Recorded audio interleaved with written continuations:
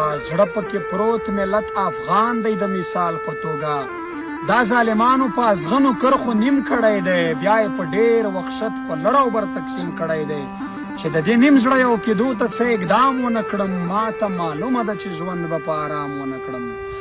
چې وي موجود دا د تورخم تور زنځیرونه تر څو چې مو ترمنځ وي د ډیورنشن کې تارونه تر څو نو بیا بیخي په لر او بر امن د خدای قسم دی په کابل جان په پېښور امن د خدای قسم دی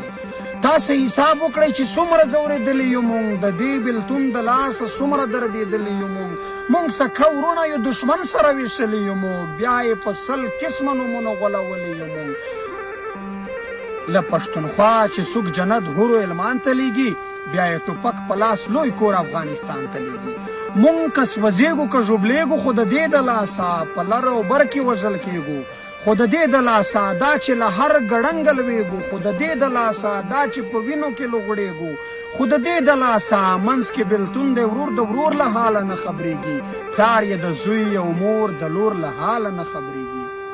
نور نه تارونه منم نه یې دا پټک منمه نه د چا توره زوره او نه د چا ټوپک منمه نه یې مایده د ډیورنډ نه یې ګندمک منمه نه یې زنځیر پر تورخم نه یې په سپین بولډک منمه فقط یو لوی کور له کابل او تر ټک منمه دا خو په زور چا شو کولی له خپل ځان یمه زه ګنې که دلته یم که هلته یو افغان یمه زه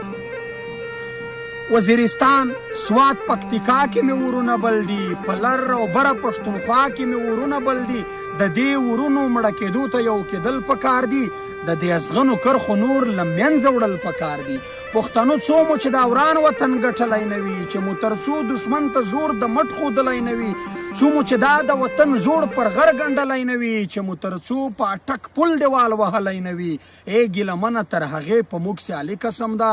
په افغانانو سوله امن خوشحالي قسم ده په افغانانو سوله امن خوشحالي